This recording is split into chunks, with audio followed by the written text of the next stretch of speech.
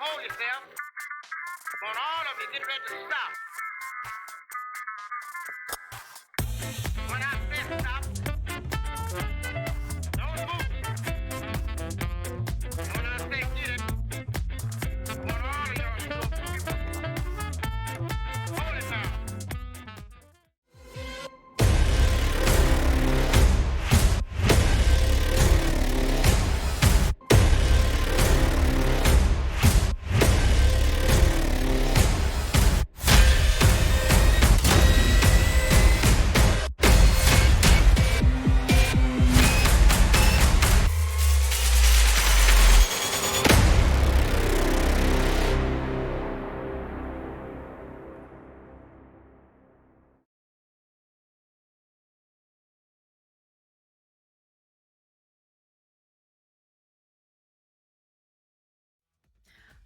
Hello, Internet. Welcome to the Nerdsmith Power Hour, where we spend your lunch break talking about whatever the heck we want.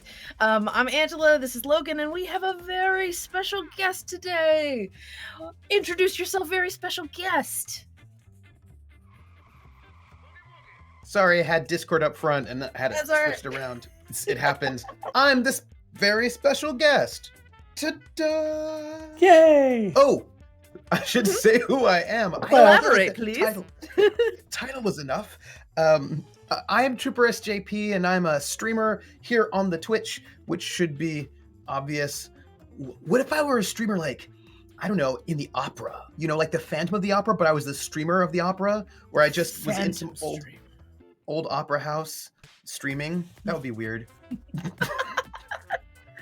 That sounds like a YouTube series that someone creates. That's about a hermit streamer up in the top alcoves of a cathedral. But instead of being on Twitch, you're in this. So you've got a screen at this opera house, and that's just your feed only goes right there. Decent at this church. Right, yeah. I'm imagining like with a GoPro, so that the half mask GoPro in the flies of the opera house. I will train you, Christine. I shall train you in the ways of Fortnite. I will show you how. Yes. Snipe for me. Sorry. Oh God. I'm ready for it. Putting two of you in the room was a mistake. All right. Apparently, Logan, we're swapped in the layout. Nope, that's the way it's staying now. Okay, all right. You know what? Identity is fluid. Why would you put me on top? You're the host. Hold on. I don't remember why. Okay, hold on. I gotta fix that. I didn't even look at it. I just assumed that I was down there. Oh, sorry for being generous with the billing. But so there is a YouTube series called the Lizzie Bennet Diaries that I love. Hank Green produced it, and it's got a bunch of people who've gone on to do fun things on the internet. But it is Pride and Prejudice under the guise of Lizzie is a grad student, a multimedia grad student doing a vlog series, and it's just in her room, and you basically get the plot of Pride and Prejudice through her reenactments of what's been going on in her life. She does dress up and stuff, but it's a very good example of the idea of her prejudice in the story, that she's filtering what's going on, and then eventually some of the characters start coming through and they sit with her and they talk out, and it's very, very good. I like it a lot. Did you say she does dressage? No, dress up. Oh, there is not enough room in her room for a horse. I didn't understand room. Although I'd like to see it. That would be awesome. It just makes tiny horses. It just makes me think of that the streamer of the opera would be a very fun web series. I agree. The streamer of the opera is there. That's in your DMs. I was going to say to screw your mom, but okay. I think there's a big difference between gamer bro streamers, and you'd have to find a way to lean in or doing more of the TTRPG community, which I think is a little more calm and mature. See, it's hard to say that with a straight face. Oh, that we're mature? Yeah. More mature. I think we're more mature. I think more mature is acceptable. Depends. There's certainly a lot less active trolling and active toxicity during stream in general. I'm not going to make a blanket statement about that, but There was General. a little Twitter meme that I felt attacked by, and I was like, I see Uh-huh. how it is. And it was like there are two types of video game streamers, and like it was the same person though, right? And like you see this guy, and you see him with like the headphone with the Sure. headphone mic, and he's just kind of like yelling and screaming and insulting people's moms and go fight. And then you see him.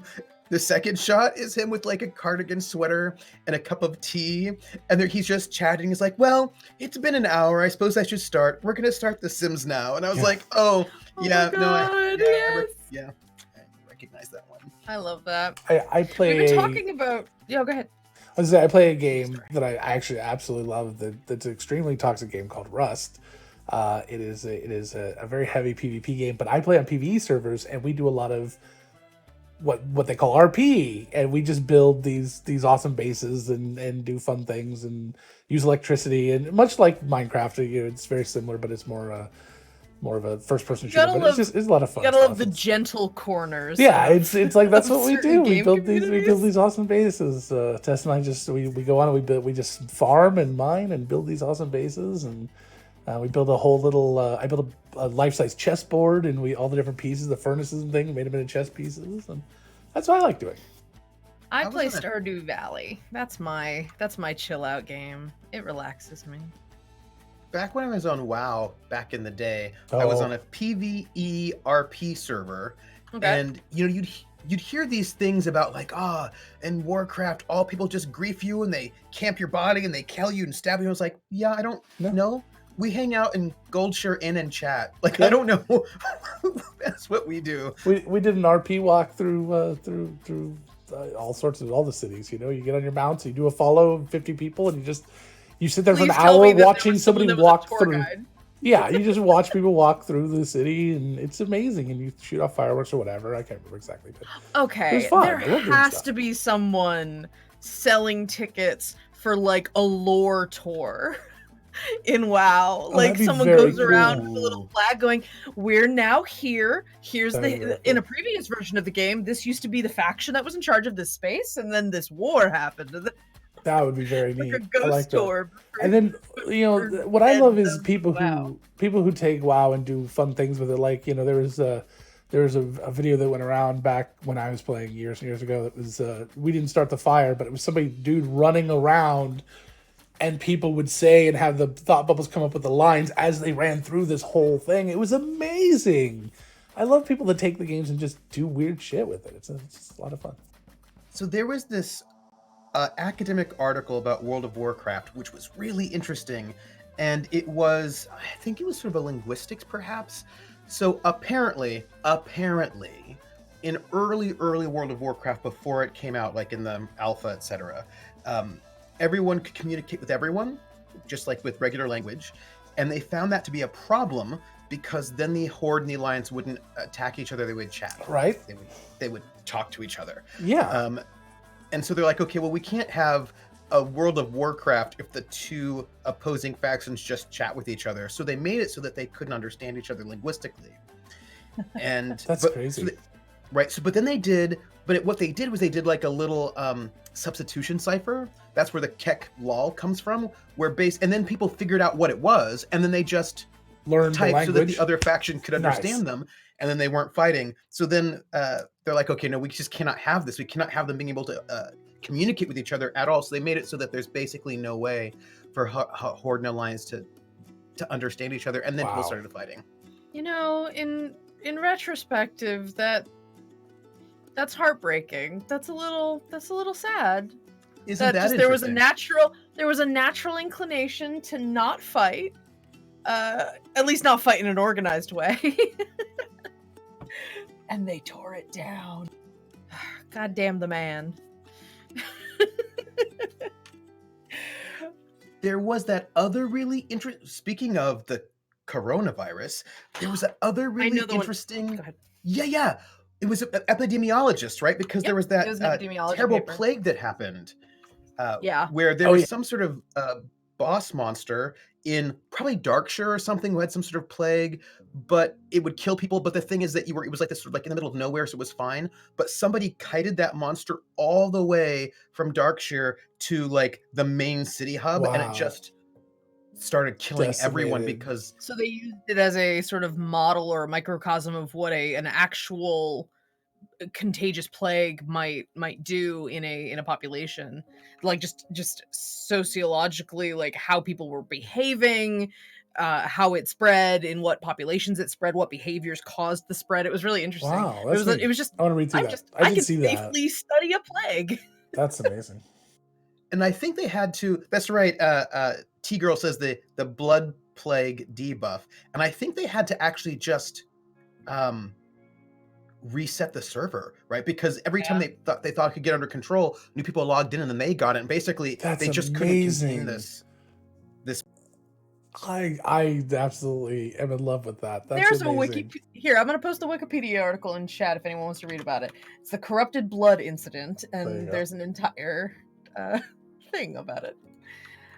God, I when I was in undergrad, I had a thought that I wanted to do communications study using video games, or I did a paper about online forum communities and communication styles and stuff like that. But I was like really interested in that. If I had gone into academia, I probably would have explored that a little bit more. I went into academia, but then I got my master's and I'm gone. And this is what I do now for a living. So But now you are a master. I am a master librarian. That sounds like a prestige class of some sort. Yeah, master librarian. I like it. Is anybody else enjoying the juxtaposition of Trooper having all the actual real books And then me having all the fake books. fake books? I Yeah. like this. It's fun. They're real books in your heart. They're real No. somewhere. I was gonna say you've They're got just books. not real yeah. in my room. I was gonna say I think that's fun. I know you Well, have a library of books behind you if you could. I mean, part of the problem is I'm in the middle of a room. If I had books there, I'd have half a room. Yeah. Sometimes it's worth it for the books. To be able to reach back and just grab and go. Books. The books. So now, how are you two doing? Great. Doing okay. My SO is going back to work tomorrow. He was under the weather, but he can't not be an attorney. There's legal stuff that has to be done. There's a lot of court days that got canceled though, or like postponed and stuff. Because I'm like, yeah, talk about a career where you're going to be exposed to a lot of people that are not necessarily taking great care of themselves in general. If he does like DUI stuff, like those people are not taking care of themselves in other ways. There's probably other things they're not taking care of themselves for.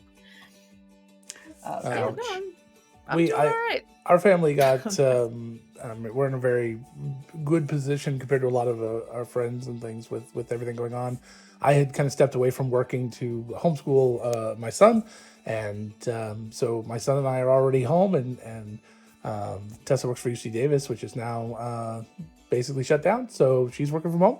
So now we're all here and we're working from home, and you know, things are going okay. So it's just dealing with this everything going on around us. So we try to be here and have fun and put on some good entertainment for people, and that's that. I'm dealing with what I can control, which is Yeah. crafts. I'm making cat ears right now. I was doing That cat my hair God. looks really good. Thank you. It was originally black, and then I'm making it. I'm trying to make it more of a gray tabby, really so I'm good. gonna do some patterns and stuff on it. But I got it. It was a cat in a hat headband that had ears on it, but it's really well constructed. It has this like strip of felt that has a nice. little hole for the headband. I'm like, I don't even have to do anything with these. But now I also have a little Nice. cat hat because I took it apart. You can put it How on. did you make it not black? Acrylic paint, dry brushing. So dry brushing and different and it's gradients. very crafty. It's really not fun to touch now, though. It's like Yeah, it's It's crinkly like, and yeah, it's crinkly. Yeah. But I won't touch it all. But I'm gonna set them up so that I can wear them. I can put them adjustable or removable on my headphones because I play a tabaxi on Shenanigans, and I'm like, fine, I'll make cat ears. Wait. Will you do me a favor? Yes. Will you take the cat ear? No, just one, and now put it to center. Now, yeah, shark. turn your head sideways. Do. You gotta turn your head sideways. Love it. Perfect. I'm glad I could amuse you. Give me my dignity, says the girl making Angela cat Shark. ears. Do. Angela Shark. Sharks are cool. I mean, I'm sure. Until that song, sharks were real cool. That's been around for a long time. Can I just say I'm so glad I don't have many children in my life that I actually have not heard the original. I've successfully quarantined myself from that song. Tessa always comes up every once in a while, about once a year, she comes up with a new camp song that she used to sing, and it gets stuck in her head for weeks. And that was one right before it became popular all over the place that she started with. I was like, what the heck is going on? Someone heard James you. Corden did like a dramatic version of the song. It was like him and like there were other people who were all there, like famous singers, whatever, and they were all like, with the piano and very heartfelt with the baby shark. It was very good. He's very good at that stuff. I love everything he does. There's not much that he does. I love when he shuts down traffic and to do I saw the Frozen musicals one. and the crosswalks. Sometimes life is a musical, and that is just a thing that is true. That's Not your often responsibility. enough. It's your responsibility, though. It's your responsibility to make life a musical. Sing everywhere. And sometimes I do. That's a thing. I mean, I was just at the dining hall before they shut it down, and I don't know what happened. You know how sometimes something happens and you can't really explain what that thing is, and I just On a university campus? Yes, absolutely. Yeah. And I just started singing the Monkeys, and then the Hell woman yeah. who was taking the card swipes also started singing the Monkeys, and then we were singing the Monkeys together, and it was good. That's amazing. Yeah, that's real good. My mom loved the Monkeys, so that was okay. So there was this thing in the 90s. It's that old adage of like everything becomes nostalgic 30 years later because those are the people in charge of making entertainment. So I was raised at least substantially on like the Monkeys reruns on VH1 and the Hanna-Barbera cartoons that were getting put on Cartoon Network. Like the Herculoids were awesome, all that sort of stuff. And that's I'm very much I enjoyed the Monkeys quite a bit. But what's interesting, I think, is that there are ways in which that's being hampered a little bit, right? So, for example, people now no longer need to watch anything they don't already know about, right? Because people don't watch TV, they just watch things on Netflix and streaming, and so they watch the things they already know about. Sure, or things get disseminated via like memes and stuff. Right. Where someone will find something really old and be like, where's that from? And whereas I know a lot about 1950s television because that was what was on television, right? Like I did not have a choice to watch other things. I know if you asked me, hey, what were the major genres of television in the 1950s? What were the major shows in each of those major genres? I could tell you, even though many of them I didn't even like. Whereas a lot of people now don't knowledge of random ass shit. Yes. I'm there. But now you don't necessarily know. If I said to one of my students, what were the major shows that were happening in the 1970s? They wouldn't really be able to tell me because those are not being rerun anywhere. And you don't watch things you don't already know about. It's interesting. There's certain things I think there might be an exception for that. Certain genres or certain fandoms, there's a value placed on having that historic knowledge of a thing, whether that's being placed as like a value judgment of like, oh well, if you don't know this original thing, you're not a real fan, kind of bullshit.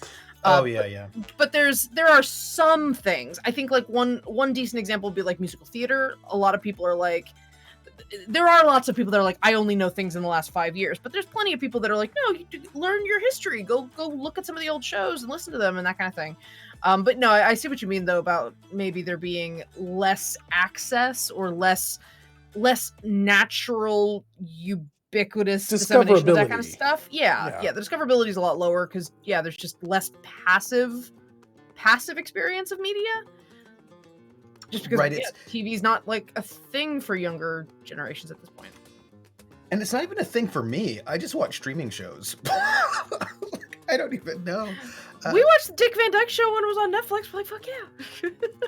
But I think it's interesting because I think about how this affects RPGs. I think about this actually quite a lot because of the ways in which. So rewind. I was in class and I had just said to my students, "Oh, you know what I did? It was history of rock and roll." And my students are all about the 90s. They know everything about the 90s. And I said, "Oh, I went and I saw Garbage in concert." And they were like, "Who?" And I said, "Huh, Garbage." Interesting gap in awareness. Right. And I was like, "Oh, Garbage was a really big band. They had songs all over MTV. You know Soundgarden, Black Hole Sun. You know Nirvana. You know Pearl Jam.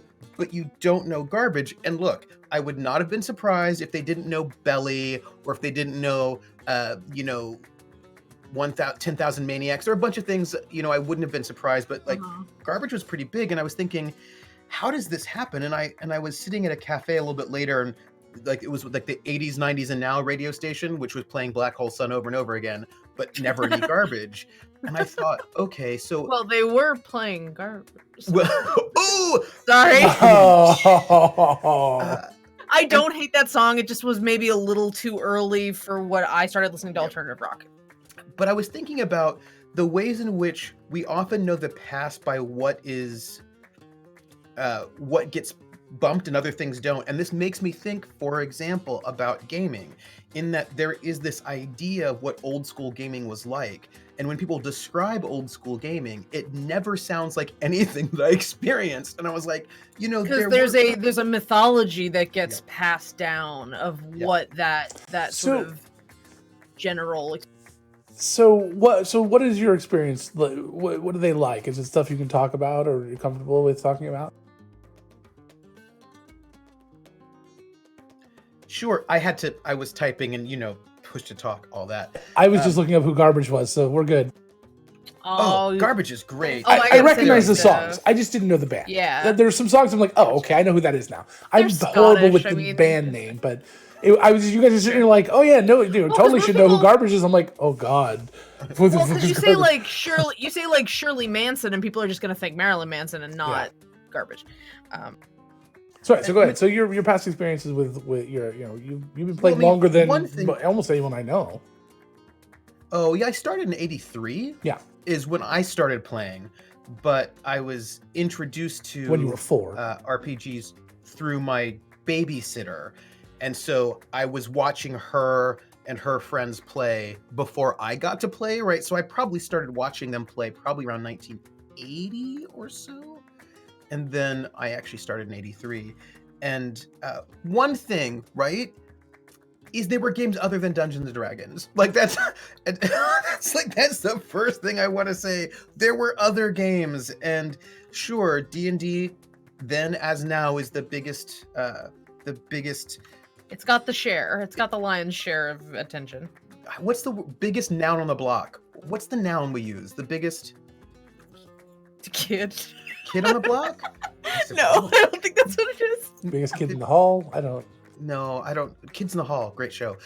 There's that's another one people don't know. I was like, that shit was on TV all the time. Comedy Central in the afternoons, man. Chicken Lady. This is what I'm trying to say, and also I'm crushing your head. Crush your head. But so yeah, there were games other than Dungeons and Dragons. Like first off, and when we're doing this sort of old school Renaissance or old school revival, they're really only bringing back Dungeons and Dragons. Like that's probably mostly because of the open, the open rules system. It's just that. But there were other games. There were other games in the 70s, and so the kind of lack of sort of awareness of other games is sort of distressing because other No. games had different sorts of player bases and Yeah, so experiences? now I know that there was a huge series of war games and what were called bookshelf games. They were usually came in a box. It's about the width of 2 or 3 big books, and I have quite a few of them. I've got the original Starship Troopers game, and there were tactical strategy games with maps and almost like what BattleTech is, but miniaturized. And were there role-playing games, more role-playing style games like what D&D became back then? Because I'm not aware of them until about the Sure. mid to late 80s. Oh no, I mean D&D comes out in 74, Right. and I think the next game is Empire of the Petal Throne, which is I think 75, 74, 75. What genre is Um, that? I'm not. You're gonna be at this point. You're gonna be That's a- listing stuff way outside my awareness. Yeah, probably. that's fantasy, and it's the game that actually introduced critical hits and misses. Oh, okay. And it's a little bit more story Oh, so heavy D&D than is sort of traditional- Apple. They just see all the good stuff and take it and use them their own thing. So got it. Right. It's a little bit more story heavy, but then you also had Tunnels and Trolls was also really early. You're going to get Traveler really Traveler. early. Really? So When did Tunnels and Traveler Trolls, come out? Tunnels and Trolls was a D&D sort of competitor. Again, a little bit more story-esque. You're going to get Traveler, which had brutal character creation, but it was also a mini game in and of itself. Call of Cthulhu's coming out, right? By the time we get to the late 70s, like that's like I think 1980. Oh wow. So you're gonna have like there are a number of really story heavy games that are coming out as well. So like it's not like a new thing, Yeah, but Traveler like came out in just 1977. Wow, that's that. I Well, didn't you realize wonder. it was You wonder how whether or not it was just business savvy or things like that that gave D&D the market share on role playing games. Like what? I mean, there's that whole idea of, there's lots of things in that ecosystem, but then only certain things get filtered through the lens of history, like what actually gets talked about. I mean, you have like Satanic Panic and stuff like that. That is probably a big reason why huge D&D. reason. It's that like backlash of like, "Fuck you, mom! I'm gonna play D&D." no publicity is bad publicity in the long run type idea. In I mean, niche markets. being first to market's a big thing, but that Yeah. Satanic Panic did a lot because all of us, because I mean, if you think about it, all these games before him were really niche, right? Nobody knew about them unless you were in these like small circles. But then all of a sudden, Mazes and Monsters the is parents- on TV. when the right? parents I was have- gonna say you couldn't get Tom Hanks to do a D&D movie now. Maybe not. I don't know. Maybe we'd have to ask him. After 3 attempts at a D&D movie, we need to just stop and take stock. It's the second one wasn't bad. And it was just like one of those moments, right, where original fantasy movie. but D&D TSR also like the other like now, right? I mean, if you think about D&D becoming connected to Hasbro now, TSR they were able to get a kind of a spread where when I bought my first D&D, which was the red box, I bought it on sale at Toys R Us, right? Because I could get it there. And so now I had a game store because I lived in a major city, but a lot of people would be able to get D&D at their Toys R Us, which you couldn't get the other games, right? And it's the same way that It's get it in front of people's eyes. I mean, you get into a toy store, that's game changing. No pun intended. But also the Satanic Panic did a lot. And then also E.T. They played Dungeons and Dragons in E.T. So there was a number of ways in which There you go. And that's the D&D other got- that's the Stranger Things effect all Yeah, over again. They also- rather reverse. It's Stranger Things was the ET effect. They also said penis breath, which I think those two things are pretty much overlapping for early 80s D&D players. So. I have a really fun slight segue here. I just wanted to Not be the penis involved. breath thing. Not the penis breath thing. The ET thing, and the gaming thing. So there is a radio show or a podcast that I love. Same difference. Which is exactly the same type of thing we were just talking about. It's basically just streaming radio. So nobody listens to just the radio anymore. My Bluetooth died in my car and I didn't know what to do. I was like, I don't know any of the local channels anymore. I had to go through try to find something. It was ridiculous. Yeah. Oh, what is this? But yeah, I don't. There are songs that I find out later are obnoxiously overplayed, and I'm like, oh yeah, I like this song. This song. I've heard this song twice. It's true. There's a very particular example. Somebody That I Used to Know by Gautier and Kimbra. Yep. I love both those artists independently. I found them both through that song. I listened to it a few times online, and then I went and listened to the rest of their discographies. And I'm like, they're awesome. And I just had to cut you off real quick. Oh, Sorry, I had to change the server. Go ahead. The last few things you said. I'm sorry. No, but so Somebody I Used to Know from Gautier featuring Kimbra. I listen to both their discographies now, and I love them as artists. But people are like were obnoxiously angry at this song for being overplayed, and I'm like, I literally have only I listen to it at my own pace. I don't get forced to listen to it because I don't listen to the radio. And you don't work retail, so. Yeah, you don't work. Oh God, the playlists for retail. I feel for them.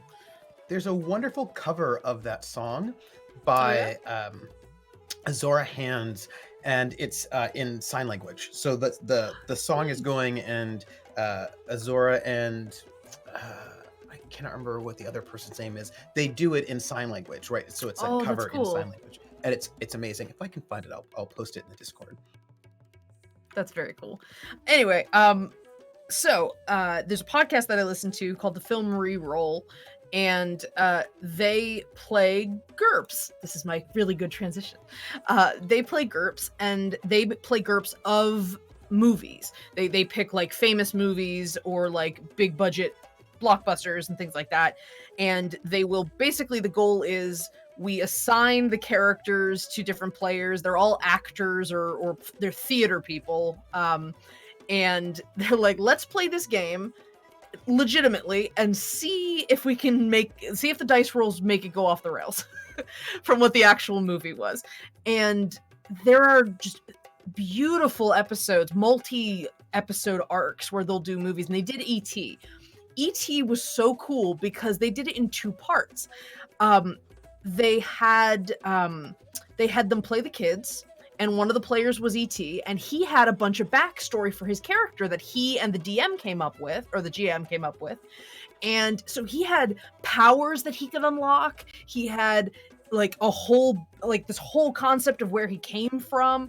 And so he's playing with these kids, and at a certain point, the kids become irrelevant. E.T. starts hanging out with these government officials, and the second episode is the government finding out that E.T. is a rejected prince of a world, and they have to deal with the aliens coming back to like wipe him out. Oh. And then they all switch characters, and one person is still playing E.T., but then they're all playing like a mathematician and a linguist. And it's so interesting that they do these beautiful sort of offshoots of movies.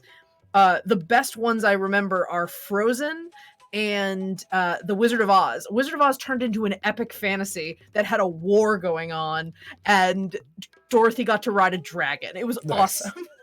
Although you completely destroyed E.T. for me just now, because now I'm thinking about E.T. not as I'm going home to be with my family and friends, but I'm going to go and allow them to kill me because otherwise they're going to destroy this planet where my new friends are. And I'm like, oh my God, that just became really dark. Not that it wasn't already. But it was so interesting. I highly recommend Film Reroll. They do beautiful, beautiful work. Jaws was amazing. They did Indiana Jones. Not to spoil too much. They did Indiana Jones and Raiders of the Lost Ark. And I'm not sure Cairo existed by the end of that game. It got a little intense. But so they do these really kick-ass movie recreations, sort of. And so they got me. I've never played GURPS, but I really, really enjoy listening to them play it. There is definitely a thing that I get from it that is the GM, one of the GMs, they switch around a lot. He preps all their character sheets ahead of time, partly because there is a bit of a veil with the GM where he's like, I'm watching this movie over and over and over again to dissect it and figure out how to turn it into a game. What are the things that need to be pulled from this? And then he's analyzing each character as they exist in the movie and then giving them the appropriate stats. And what's so beautiful about GURPS is that it is so useful in so many different genres that they're not limited at all by what they can do. But there is such it feels like you need like your encyclopedia person. You need that person who really knows the system well, and that's what the GM is. He's like laying things out for them. And the dice system is not hard to follow. Following the character sheet's not that bad once it's made. But there's just I want to play it, but it feels like the on ramp is difficult, or that it's modular to a fault sometimes. Where if you're just starting out, you need like a handhold to kind of get a grip on it. That's how I've experienced so far, trying to kind of step into it. Yeah. You need a GM. I mean, the thing is, they're different. I suppose there are different, really different models of what your game experience is going to be like. When I think about D&D, it makes its money by selling books to players. Sure. And part of the thing is that as a player, right, I can say, hey, we're going to play D&D, make a character, and you don't need to know anything about anything at all. You can just you get your player's handbook, you make your character by yourself. You don't need to know what is happening in the game at all. All you need to know is like what level, and then you go. The DM might give you restrictions, but that's about it. Yeah, maybe they'll give you restrictions, but I find that players don't like that. Like players who are really sort of invested in their D&D, they don't like it when you give them restrictions because they bought the book. They want to use, they want to use. I want to be an Aarakocra, Logan. This is what I'm saying, and D&D, because D&D, and they're not the only game that does this, but because they because players are being marketed to and they spend their money, they want to be an Aarakocra. They've got the books, they want to play them because these are official books, right? And so there's a way in which, and I know a lot of people who are D&D players who will talk about characters they've made in absence of any campaign. You mean your Rolodex? Rolodex of PCs? Yeah. Right. Well, I made this character. My character is like this and a this and a this, and I need to find a campaign for it, right? So like there's a way in which D&D, and D&D is not the only game that does this. It's one of them. I think of World of Darkness being the first that really heavily did this. Yeah. I could see that. I could definitely see like the lore in that being so robust that you could just make. I mean, Logan and I have had this conversation before. Sorry, tangent, but that's the name of the game. World of Darkness is another example of somebody maybe making a character in absence of a campaign because of how robust that world building is. I had binders full of characters. Binders of vampires. Binders of vampires to choose from. And there's like a way in which, Vampire, I think, really did this very heavily, but D&D picked up on it, right? Because here's the thing. In a group with 4 players and 1 GM, you can sell more if you can market to players, right? So there's a way in which all those splat books were very profitable. And then I think about World of Darkness sort of creating a setting that is a living setting that is not necessarily under the GM's control, right? So the player's like, well, I read Chicago by Night. I know who the prince is, right? Like there's a way in which they have a relationship as a player to the producers, the game designers, right? And so people will just make characters. All you need to know is like, are we Camarilla or not? Am I allowed to be Sabat? No. Can I be independent? Like, give me my one little restriction or two, and then I'm going to do whatever I want to do. I very often, when people would talk to me about the difference between World of Darkness and D&D, I would say D&D, it was AD&D at the time, but D&D, we would have to sit down with a book and it would take an hour for me to teach you how to make a character. For White Wolf, I could tell you literally how to make a character in about 2 minutes. And if you had the character sheet in front of you, it would just flow very smoothly. Not from a lore perspective, but just from a literal stat and how to do it. And that is why I lean very heavily towards that, but also the angsty teen thing when I was, it's World of Darkness lends itself very well to the angsty teen. Oh, yeah. And I think Shadowrun's another one of those games that markets a lot to players, and so players will often make characters in absence, right, of a campaign itself. And that is like one experience, but there are other ways of conceiving of how you make characters. Yeah. And on the other end, you've got things like Fate or some of the like Masks, Monster Hearts, where you actually have to make characters as a group. Yeah. Because your Monster of the Week is another one. Yeah, you have to, because they're sort of made together. Yeah. And GURPS, like a lot of the generic games, Fate to a smaller degree, are games where you cannot make a character in absence of the campampign. Yeah. Right. There's so much is dependent. There's no story when I was playing GURPS. I mean, you could get some. I think Dark Sun had a GURPS supplement at one point, and there were several other, I mean, GURPS was buying up properties left, right, and sideways for a while. Even obscure properties like the book I sent you. But so you could, but you don't know if you're going to be playing in that campaign. So if you wanted to fantasize about that world, you could create a character for it and find somebody like, but in GURPS, we played GURPS for almost 3 years because none of us wanted to play AD&D. GURPS was a much more robust and logical system at the time. It made more sense, and I love the magic system in GURPS. I think it's a great system overall, but I then left it and played White Wolf and 3.5 and everything. And then, years and years and years later, I tried to go back to GURPS and I went, this feels like THACO. It feels like there's just too much. And I couldn't wrap my head around it again without taking more time than I had. But that's why, again, I would love to play because I have this nostalgia for it. And I think it's a great system. I just need, as Angela was saying, we need a guru. We need somebody that knows it well to get you back into it and get you going with it. And I think that's doable, but I think there's I think there's certain what do you call it, patterns, right? So people will say, oh, GURPS is not super in because it's too complicated, but let me tell you what, Shadowrun is also complicated, and that was in that top 5 sales because it came out with a new edition, right? So there's a thing about, do things have new editions? There are a lot of really complex games that people are playing and really enjoying that have got tables for days, and part of it has to do with, I think, did you have a new edition? And GURPS, unlike a lot of other systems, does not come out with new editions regularly. They came out with 3rd edition was 88, I think it was, and 4th edition was probably 2005. 2005. That's when I had my game store, yeah. Yeah, and they're not coming out with a new edition in the new, because they're our edition works, we're fine, but that, whereas Shadowrun has come out with a number of new editions recently, and every time it changes companies, it's a new edition, and yeah. And so having a new edition gives you a particular kind of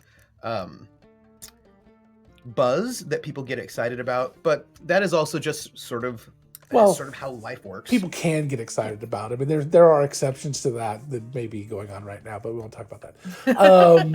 I feel like there was a little bit of shade being thrown just out there. Yeah, no, but yeah, so I was gonna say that the one of the reasons I'm really enjoying listening to Film Reroll is because the genres they are playing in are so different, and they are using the same exact system, and it is beautiful that you can follow along with at least the mechanics that the players are dealing with, and not feeling restricted at all by the kinds of games they can play. Like I said, they played Wizard of Oz, they played Speed, which was the shortest game ever because they actually caught the bad guy before they ever got on the bus. They're like, shit, we beat the game. And they played Alien. Alien was amazing. They did a really good job with that one. That one I'm stealing ideas from because Alien was super cool. The DM decided to give the alien, they decided that the alien acted the way it did in the movie because of the first person it killed.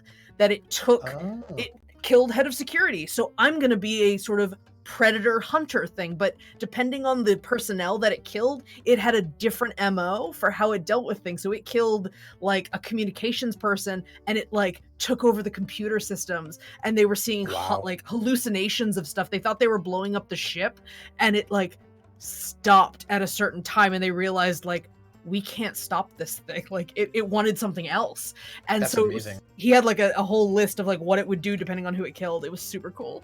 But that beautiful idea of you can play a horror sci-fi game, or you can go play Indiana Jones, which is very just shoot 'em up adventure kind of style thing. And they've never felt limited by genre because of how much GURPS can handle. Bill and Ted. They also did Bill and Ted's Excellent Adventure, which was unbelievably cool. Which I think in some ways is one of GURPS's drawbacks, in that there are not a lot of pre-made adventures, right? There are not a lot of pre-made adventures for GURPS. It requires a lot of you have to construct. So yeah, you have to construct it, and one of the reasons is because in D&D, and this is I think one of the reasons why D&D is so successful. It's based around combat, and I know people will say, but you can do non-combat in D&D, and that is true. There are basic mechanic structures that are listen, but there's an encounter system, and it is pivotal to the construction of that game. And every single character is combat capable. Yeah. Every single character. If not combat optimized sometimes.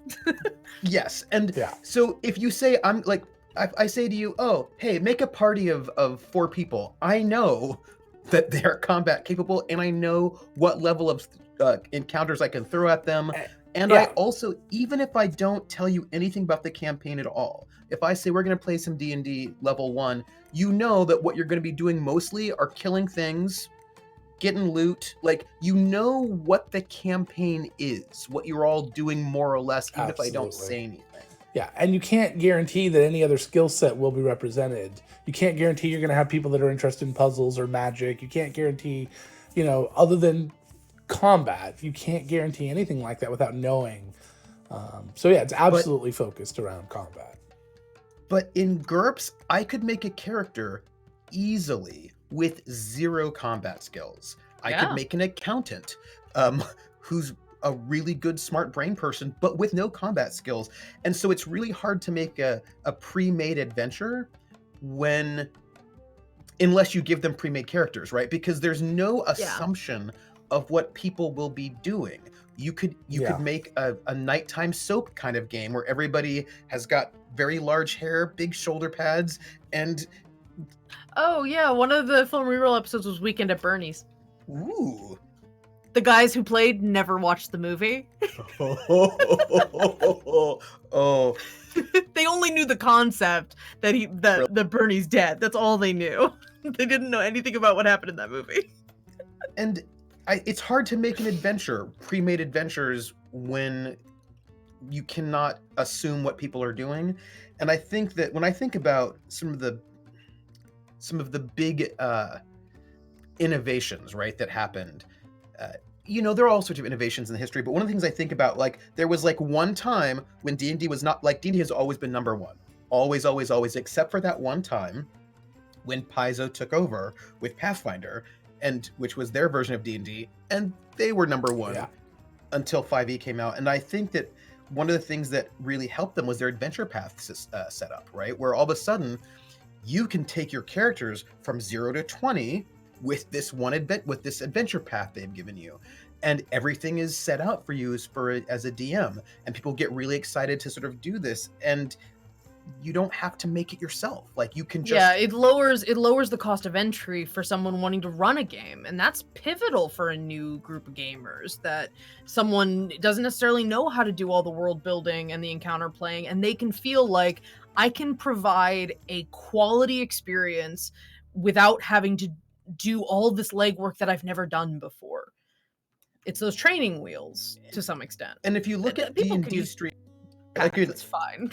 Right, and like 4E did not do well. 5e is now sort of come up. And here's the thing: if you look at a lot of D&D streams, of which, when you look at the streaming RPG world, there's a lot of D&D, and how many times is it Mad Mage or Dragon Heist? Like, you'll see the same sort of large-scale adventures being streamed over and over and over again by different campaigns, especially when a new one comes out. People will go watch. Oh, I wonder how they're going to do Saltmarsh, or I wonder how they're going to do. Yeah. No, exactly. Yeah, when one of the things that, and I guess it works for some people. When these new ventures come out and people start streaming the adventure, I go, I want to play in the adventure. I don't want to watch it.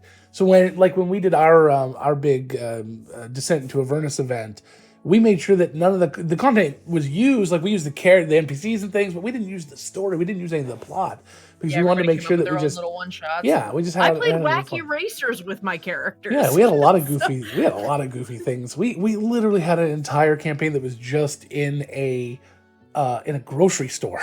Like, that was their version of hell, was being in a grocery store. I was like, that was amazing. That was I think that was Raven. Was Raven doing that one? Yeah, clean up on aisle 4. Clean up on level 4. Clean up on level 4. So gotcha. But yeah, it was hilarious. And crazy train. And I think that not having, and I think that, I mean, the thing is, I think adventures are really important. Just generally speaking, I don't need a lot of them, but having a sense of what depends on the game. But having a sense of, like, what are you supposed to do in this world helps, and an adventure helps you see, like, what do antagonists look like? What are you supposed to do? I mean, I have It's like reading a book to figure out how to write one, like understanding story structure. Yeah. There are fundamental tools that can be very useful with a pre-built adventure. Yeah, and I think you can't see it, but it's probably because it's right behind me. It's probably about behind here. I've got all 3 editions of Unknown Armies, and I love so much about it, but I keep thinking, what exactly are we supposed to do in Unknown Armies? And they've got one-shots, but that is not an ongoing campaign. And the one big ongoing campaign they have, which is like, is sort of jokey, dealing with this one campaign that are all like McDonald's workers. And I was like, no, I need to have a better concept of how this works on the ground before I can run it. And that one, I one day, maybe the 3rd edition will help me. Yeah. But like sometimes you need that adventure to sort of really see what it is that you're supposed to do here. It's the idea of sometimes you want to see what the game designers envision as like, this is the pinnacle or this is the paragon of what the system can do, so that you know how to twist it and fiddle with it and do something different. Yeah. Having that baseline with you to learn the mold, but then break the mold when you want to do something else. It can be very useful to have that kind of stuff. And of course, a lot of the generics don't do that. I'm thinking about Fate, GURPS, Savage World. They're like, you can do what you want, but that actually is a bit more freeing, right? Because if you give me this really intense setting that's super, super intense with a lot of lore, but then you don't tell me what I'm supposed to do in it, that can be difficult. If you're like, do your own thing, I was like, oh, all right, I'll do my own thing. And so I think it's a little bit tricky when it's a really heavy setting. I mean, I think for me, one of the big deals with Unknown Armies is that it's got an amazing lore, but how do you run that without doing a big, like, I always try to think, for me, I never expect my players to do homework. As a GM, I'll do my homework, but my players, I never expect them to do homework. At most, I'll give them like 1 or 2 pages to read and as like a player handout, and they may not even read it. I mean, they might, and like, good on you, but I never expect or assume that they will do that. And Unknown Armies has so much lore. I'm like, how do I give them this lore? Yeah. Unknown Armies is always one I picked up and looked at and read at the game store and been like, really want this, but I don't know what I would do with it. But it's funny. You were talking about that level of lore and being kind of not knowing what to do in it. I have never run, that I'm aware of, that I can remember, I have never run a game in Forgotten Realms, a D&D campaign, because Forgotten Realms was the borrowed book. Bits and pieces, but never actually not set really in that much. world. Maybe I borrow the name of a city or something, Sure. but I can't really think of anything else. But for Player's the most Handbook part, and DMG is kind of all the 5e I've really based any of my 5e games on. right. So because when I started to play D&D, when 3.5 came out and towards the tail end of AD&D, all of my friends that wanted to play D&D were really into the novels. And they were really into the lore. Okay. And I'm going, I can never do justice. I can never understand what the red mages are, or the knights of whatever, Perth, or whatever the hell they are. Knights of Knee? Knights of Knee, Knights who say knee. Yeah, I don't know. Yeah. I never know where they're going to fit. I don't know how the political structures are. I know nothing about it. And I've never learned, because there is a million books out there and novels that are all written inside of that existing world. And it's just not, I'm like, so as soon as Eberron came out, and the concept, even though now I understand more about spec work, and I'm not a huge fan of the way they went about it 100%, and I'm really not a fan of the fact they bought 2 other worlds they've never told us anything about. But but when Eberron came out, I was so excited. It's this really unique, very cool world, and I get to start at the beginning. Yeah. And WotC, you're still sitting on 2 worlds you bought. You paid $10,000 for each world. Put them out. Sorry. And it's actually what I think is interesting about this. Creators are still under a gag order. That's where you actually get, for me, the gatekeeping that I have a hard time with. I mean, there's a lot of different kinds of gatekeeping, but there's like a lore master gatekeeper, right? Where Sure. Somebody has read every single Greyhawk novel. They know Greyhawk left and right. And if you start streaming a Greyhawk campaign, you get something wrong, they start yelling at you. All I see is fences. That's all I see when I see a setting that is held so precious that people know all the ins and outs, and you're not allowed to fiddle with it. You're not allowed to deviate, because if you are, you're betraying the canon. And so yeah, I'm always a little gun shy Which is about, probably one of the big reasons why I set. don't do Eberron either as a stream yet. You know, I would probably get there, but it's one of my absolute favorite campaigns. But when we started to stream, I'm like, no, I'd rather start my own thing because We've talked then about nobody even can World tell of me. Darkness stuff too. Yeah, World of Logan and I have Darkness had is tough. conversations about Werewolf needing. Well, Werewolf and has a we'll lot of see what other happens. issues. We'll see what happens, but we've talked about Werewolf needing some really fundamental work under the hood, and there's also an element of, even if we make changes because we think ethically they're better decisions, you're gonna have a lot of people that are gonna watch a stream that want to watch Werewolf as they remember it and are gonna get pissed if we decide we're making decisions so that this is just a slightly more ethical game. As we've talked about before, Werewolf in World of Darkness was in the 90s written by white guys to teach other white guys what racism and what sexism is. You're welcome, Logan. You know, you're welcome. Yeah, that was your line. It was perfect. Knowledge. It is exactly right. So when we sat down, we actually started going, okay, let's start going through this, because Werewolf is one of my absolute favorite games. But I started to reread it and I went, wow, there's a lot of problems with this now. And I even got to speak to some of the original designers. You know, one of the big things, they appropriate a lot from Native American culture. And their original concept, I got to talk to the original designers, and they said, you know, we want to do a lot more of the shamanistic culture we want to pull in from everywhere. But we didn't have the money, we didn't have the time, so it became a lot of what we already know, or what they thought they know, of Native American and a few other mostly white countries. There's this weird perception that Native American culture is somehow like American history, in the sense of like it belongs to everyone. And it's like, no, it doesn't.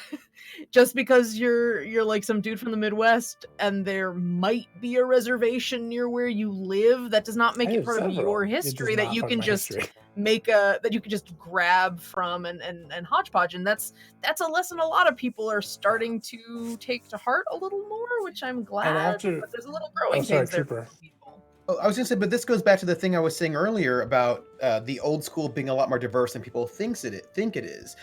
One of the problems with these really sort of things like all this, right, is that people think there was only one way to play World of Darkness. Like, I see this all the time. I'll watch a vampire stream, people will say, oh, that's not how the Camarilla would do it. And I was like, well, in your game... artistic license and interpretation. Right, like, your idea of what this organization is not... Like, well, I was playing back then, I was like, yeah, I was too, and we did it differently. Like, there is not just one way to do werewolf or vampire. It's so fascinating because I'm such a huge proponent, and because 5e is sort of my wheelhouse, it's where I'm seasoned.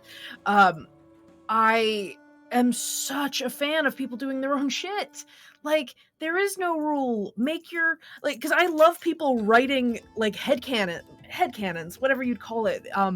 There's a person on Twitter that I follow that they post these beautiful illustrations of their own cultural interpretations of things. So my favorite one is halflings have a very low birth rate, and so they are really big proponents of adoption. And so halflings will go out and seek out adopted children. It's like, it's my time to go build my family, and a lot of times they end up with half-orc kids, and so you have these very giant half-orc children with their little halfling parents, and it's just a very loving, encouraging environment. And I love that they did one about half-orcs dealing with orthodontia because they have such prominent teeth that they have to be careful of, and they designed orthodontia. It's like, that's not in a book, but it's a beautiful, like, little world building piece that people can do. So I love it when people go outside the box or reinterpret something. Yeah.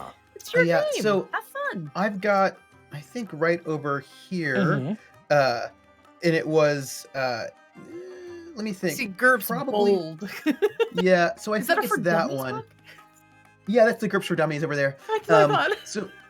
So it's, I think it's that one right there. GURPS Interstellar Wars, GURPS Traveler Interstellar Wars. It's that one right there. Yeah. And I love that book. It's because GURPS had GURPS had a 3E line of a Traveler line that was going on. Okay.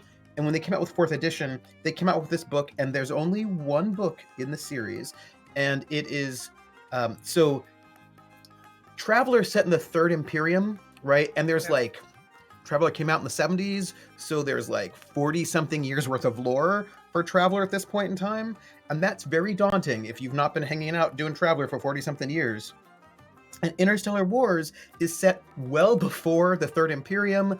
It's set like when humans just first started going out into the universe, so there's basically no lore. It's like we're setting it in this early space. It's a fresh start. You just need this one book and you can start running some Traveler. And I ran a Traveler campaign and I loved it because I didn't have to worry about people saying, well, but you know, the so and so here and then this place. And I was like, I don't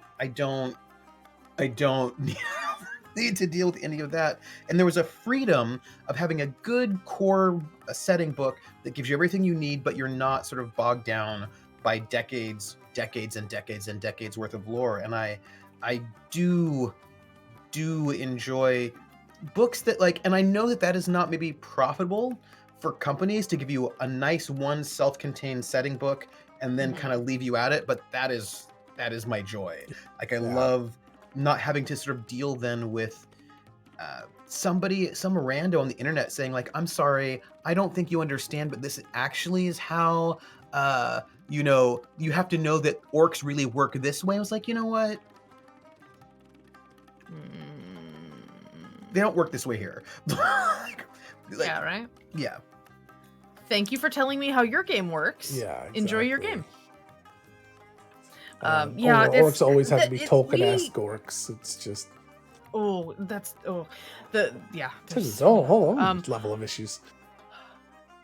Logan, have I ever told you how much I want to do like super buff sea elf dudes? Like just if I want to do a monoculture, I want like the elves to just be like beefy boys. Beefy boys on chips. But of course, I'm like old enough that I remember ElfQuest, right? And those elves were different, right? And like, not all elves live in the woods. If you want to do that, you can do that too. That's fine. Absolutely. But also, like, and I think that there's a way in which you get this sort of orthodoxy, right? And I think the problem is that orthodoxy is disconnected from any individual campaign, and that becomes really difficult when you're streaming, right? Because you have people who are not in your game who know your game better than you know your game, and you're like, but you're not even in my game. Hold on. Like I don't, and it's interesting too because this becomes like a rules thing. Like there are systems where they're like, oh well, you have to play this is what Monster Hearts is supposed to do, or this is what D&D is supposed to do, and if you don't do it this way, you're not playing the game right. I'm like, well, that's nice. Sorry, I'm playing it wrong then. Yeah, we try to be real big proponents of, as long as no one is being hurt, there's no wrong way to play. that you can be the rules lawyer if you want, but as I've adopted, don't yuck someone else's yums. Don't get up in someone else's fun. It's just about like communicating, right? Like just communicate what you're doing, and as long as I think about if you are going to play D&D and it's all combat all the time in a particularly kind of antagonistic way and everybody's loving it, then you're doing it right. If you're playing D&D and all you do is like wander around and fish and pick flowers and everybody's loving it, then you're doing it right. It's fine. Yeah. It's fine. We should do a Stardew Valley one, like just talk about how nice your farm is and go to the spring festival and ask someone to dance. So we going along those lines of playing the campaign the way you want. When I was getting into Vampire the Masquerade and stuff, the DM that we had at the time was very big into politics, very big in that type of thing. Nobody else cared. And so I ended up starting to do a lot of DMing, and I played very much Dark Adventure, where I think White Wolf even at one point came out with a book called Dark Adventure and how to do, get away from the politics inside of a game like this. And, we started to get inspired by movies like Matrix and things like that. That's the type of stuff that I started getting into. And then first time ever we played a Sabbat game. Sabbat were always the antagonists, and everyone played it very much like the Lost Boys. Like we're just free. We're just we could do whatever. Stole a roadie van and would tie cables to the Fender guitars and surf on them on the back of the van. It's like we're gonna do weird shit because we just want to be goofy and angsty, and that's what we want to do. So it's like, yeah, it's fun. There were no politics in those campaigns. They were just, let's go and wreak a lot of havoc because Otherwise, we're going to wreak havoc in real life.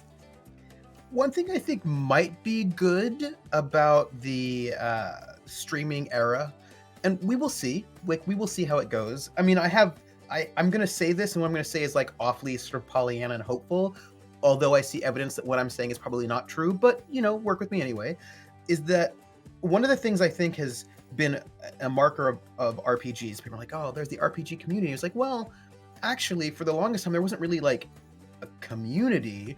There were people in groups who imagined that they were the same as everybody else, but they weren't the same, right? And you don't know that you're playing so differently than other people if you never play with other people. If you play with the same group forever, you don't realize. And you tell someone, I played this game, you're both imagining maybe a different thing. Oh yeah, you're imagining, right? But then you would never know unless you get to meet other people. And I was lucky I was in the Army, so I played with people, all different sorts of people, and I realized how varied, that vampire game is not like this one, and that D&D game is not like this one.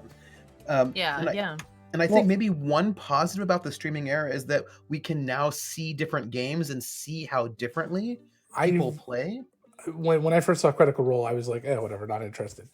And Tessa got really into it, friends got really into it, so I started to watch it just while I was doing other things. I can't just sit and watch 4 hours of show, which is weird because that's what I do now, but I can't just sit and watch 4 hours of show, but I can kind of have it on, and after getting past the first maybe 15 episodes, it started to get into it, and I started to fall in love with the characters, started to fall in love.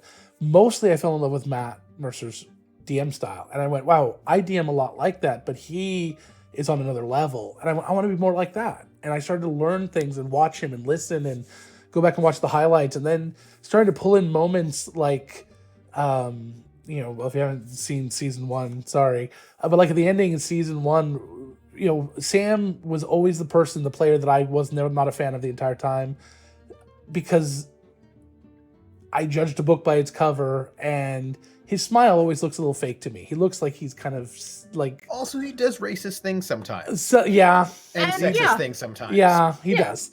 But at the end, to see some of the moments he had throughout the campaign, like when Scanlan leaves, and when at the end, the very last combat where he's trying to save that wish, and it's just to see those moments, to see I really just fell in love with his character in those moments, and all of that together. You started to tie all this together. I went, these are the stories I want to be telling. This is how I want to be DMing, and it's not how I was DMing. And then something changed, and I started DM that way. I became a much better DM because of it. And then I started watching other people, and I pulled something from all sorts of things. I have pulled so much from our friends over at Perception Studios. I've pulled a little bit from you, Trooper. I've just watched a lot of people, and I go, okay, I'm going to pull the things I like, and I'm going to become better because of it. It's called learning and growing as a person and that's what we all should be doing. And it's just, I love that. And I know that people get nervous, right? There's that whole... people have anxiety about the Critical Role effect, how somehow everyone's going to want to play like Critical Role, and they get nervous that their style will not persist. But oftentimes their imagination of what Critical Role is not necessarily what it is. People are like, oh, there's going to be no space for like miniatures and fighting because it's all going to be drama like Critical Role. It's like, have you not watched Critical Role? There's a lot of miniatures and fighting. One of the things, Critical Role. We watch our show, and up front, I go back watching some of our old shows. I said one of the big rules we had was no eating on screen, because Critical Role didn't eat on screen. And I go back and watch, I'm like, Critical Role's eating all the time. And then, it's like, okay, so we got to make sure there's no dead air. We can't have dead air. I go watch Critical Role. I'm like, they didn't speak for like 3 whole minutes. What's going on here? It's like, okay, so yeah, it's like I kind of relaxed on our side, because I was like, well, it's okay, because the idea is we're trying to connect and make that, you're watching our show, our stream. Yeah. We also want to include the audience as much as possible as well, which that's everyone something we has enjoy. A different energy. Different shows have different energies. Different groups have different energies. The idea that we don't want it like Critical Role, somehow there's this perception that they're this. I mean, they're getting a little closer now, but this like hyper polished, never makes mistakes, never makes bad moves. Like, they're just people. They happen to have a shit ton of money to do the thing that we're all doing for free. But yeah, it's just there's. But they didn't start that way. No, they certainly did. Absolutely. Go watch episode 1. That audio is horrific. Yeah. And there are people that are starting now. I'm pretty sure we did start with better audio and have more under their belts. Partly because they kind of set the bar. And now we go, okay, we where the can. What respect can comes we from. do? It's You know, fine. absolutely. You know, I was also thinking of something that, which I think is really interesting. Somebody was like, "Oh, well, they're shutting down for COVID. They should just go and do remote." And one of the things I was saying, I think on my stream or somewhere, was like, "Well, you know, People are on set. it's actually a skill set, right? Like streaming remote is a different skill set than streaming when you're all live together." And they have not practiced that skill set. They also don't have the equipment for that skill set. Like I don't know if they could just turn around tomorrow and just start streaming remotely and have it work out to that same level, because it is a different skill set. You have to, the pacing's different. Not only that, the production is completely different. They've got all different equipment. One of the reasons that I understand that they have an entire team on their set. There's a reason. The reason that they left is because they are a workplace. There are 20 plus people, if not more, in that room or in that studio during production, because they need people for different things. And yeah, it's not that easy.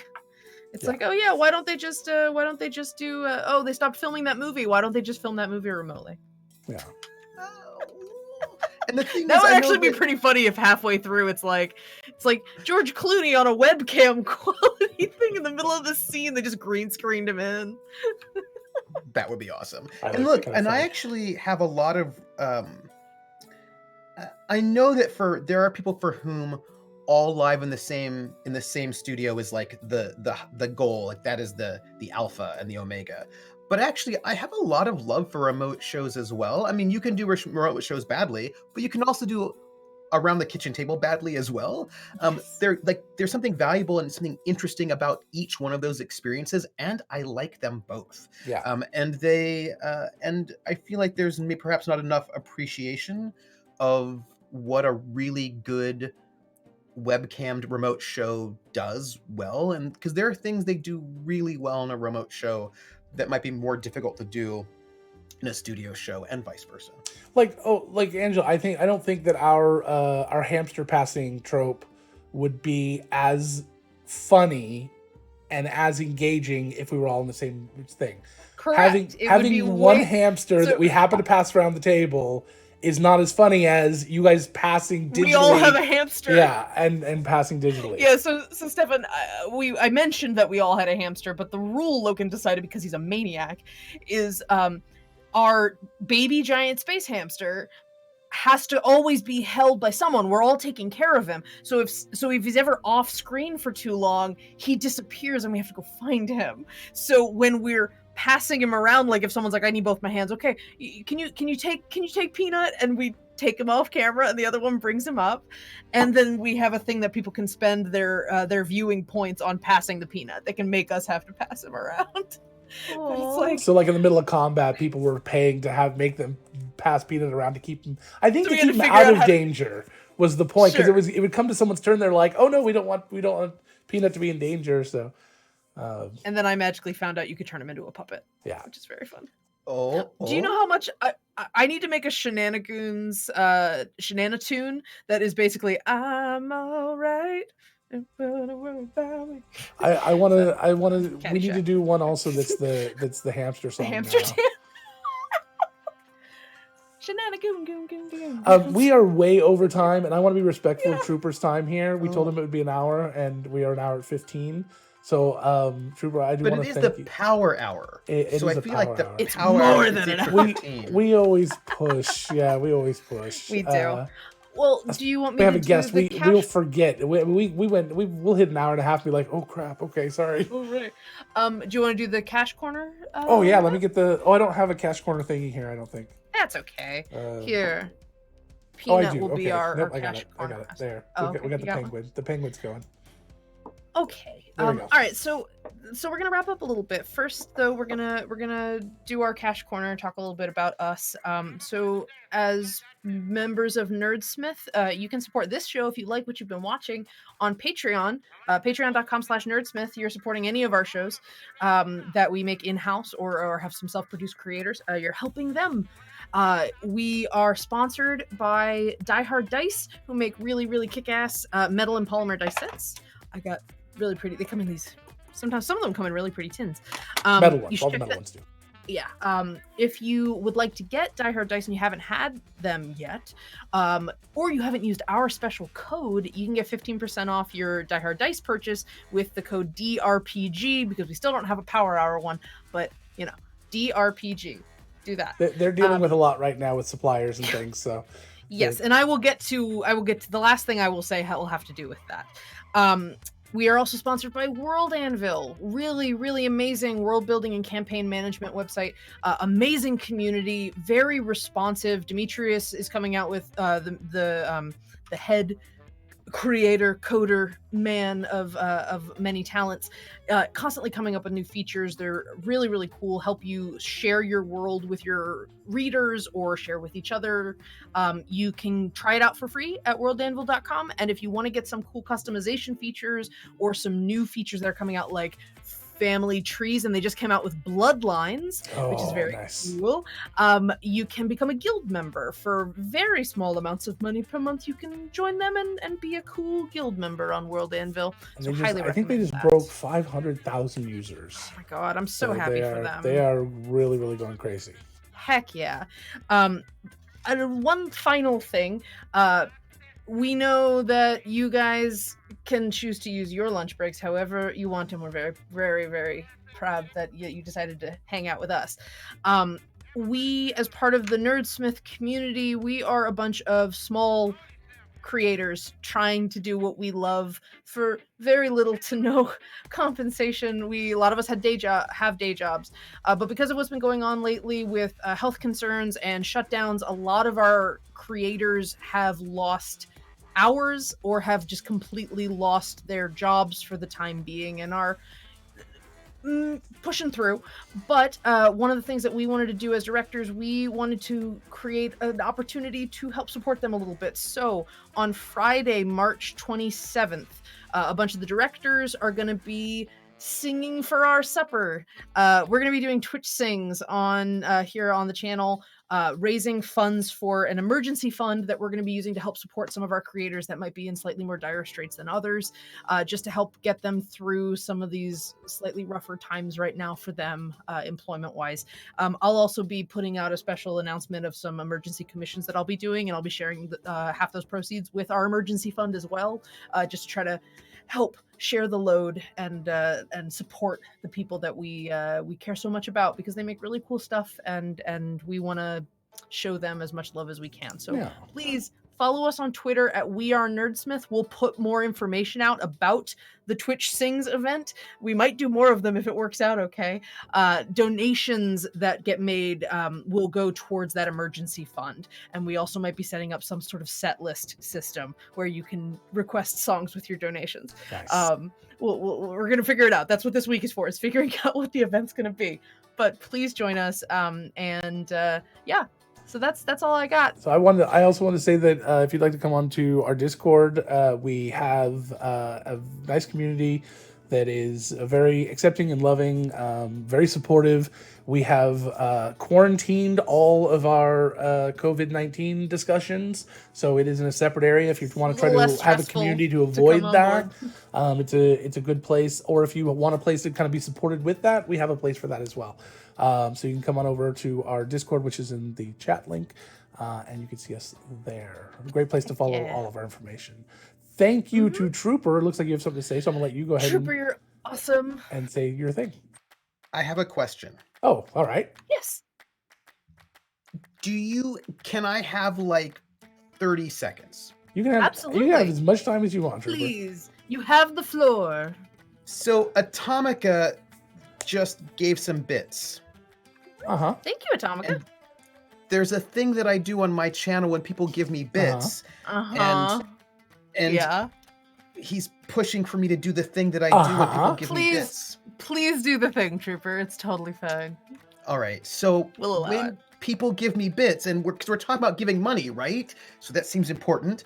Then I have to sing "We're in the Money," but I sing it as Ginger Rogers sings it in the film Gold Diggers of 1933, which means I sing it in Pig Latin. So So please just do. A little bit of "We're in the Money." So in a megaphone. 'cause forgot about the megaphone. it's old school style. So give if you can, please give and be there for the Twitch things. And so, Airway and hey the anime, Airway and hey the anime. Way at gale at way of way at wakes to tate gale young way. Airway and hey the anime. The ice skates are on say. Old man did he ash and pray, ooh yare, ooh, pray you was stay on way on rayo. Ewe ever eat red lands lay, way at Brian's lay, ooh, day. And we see the end Lord will look at the eye gar in the eye. We're in the money, we're in the money. We've got a lot of what it takes to get along. Hey! Thank you so much, Yay. Trooper. You can go see Trooper over at the TrooperSJP on Twitter, Twitch, and at Academic Foxhole on. It's down underneath. Right, look, just look over there. Look right there. Go, just whatever. Academic Foxhole on Twitter, TrooperSJP on Twitch, and you can see Trooper plays a bunch of video games and does solo RP streams, which are amazing. I love you did this mining one. Oh, it was so good. Oh yeah. Also, I believe you did at one point. You set a goal and did an entire stream in Pig Latin. Is that correct? I did do an entire stream in Pig Latin. Because sometimes that happens. Sometimes, but it was a visual novel, so there were subtitles. So people who did not know Pig Latin would know what I was saying. That's awesome. Speaking of captions, I have a screenshot in our Discord if anyone wants to see how it shows. Old Mandy radiation was definitely one of the lines. That's a fun one. Not what I said, but it's fine. It's fine. So thank you again, Trooper, for being here. Really appreciate it. We'd love to have you on more. We'll definitely have you back, and we'll do more stuff in the future. So again, thank you everyone for being here. And this isn't my show, so I'm gonna let Angela wrap it up. This is our show. Well, I don't host this show. Angela's technically the host of this show. Okay. Fun. So thank you all so much, newcomers and returning viewers to the Nerdsmith Power Hour. Once again, I am Angela. This is Logan. This has been Trooper, our amazing Trooper's over here, amazing guest. And we are here every Wednesday, noon PST, 3 p.m. Eastern for your lunch break, where we talk about the Nerdsmith community, D&D, RPGs, and all sorts of crap.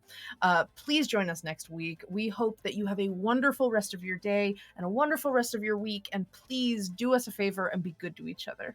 Thank you. Bye-bye. Bye.